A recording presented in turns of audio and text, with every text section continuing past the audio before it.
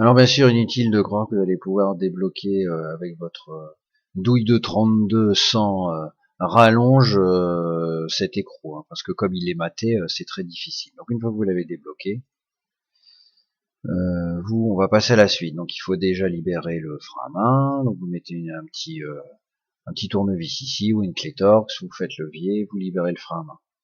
Ensuite, il va falloir dévisser complètement l'étrier. Donc c'est du Torx 50, c'est du T50, c'est le plus gros des jeux classiques de clés. Mais attention, il faut de la clé de bonne qualité, hein. Sinon, vous êtes sûr que vous allez sectionner. C'est chauffé et réchauffé par les différents freinages et il y a du frein filé. Donc il faut du matériel de qualité. Vous allez donc débloquer vos deux vis. Et là j'ai mis une comme pour maintenir en l'air mon étrier complet. Donc vous avez le disque roulement dans la main, magnifique. Là, ici on voit l'arrière, vous enlevez le circlips. Donc, vous pouvez vous aider d'un tournevis pour enlever le circlips. Ensuite c'est là où le bricolage peu orthodoxe commence. Comme je n'ai pas de presse, j'ai utilisé deux murs forts à faible distance l'un de l'autre. Ici c'est un bas d'escalier dans le sous-sol. C'est du béton bien armé. Là il n'y a aucun problème. Mais attention chez vous, si vous avez des agglos, ça casse très vite les agglos. Donc à vos risques et périls cette opération.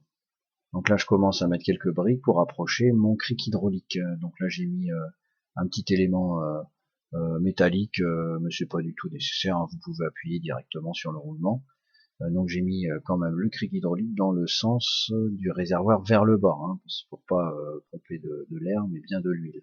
Donc ensuite vous pompez et voilà, on y va, hein. Donc là ici j'ai mis un vieux disque pour parce que le roulement voilà va faire son chemin et on peut pas appuyer le disque contre le mur. Sinon vous mettez quelques briques comme ça. Enfin bref, ça va faire sortir l'ancien roulement vers l'arrière.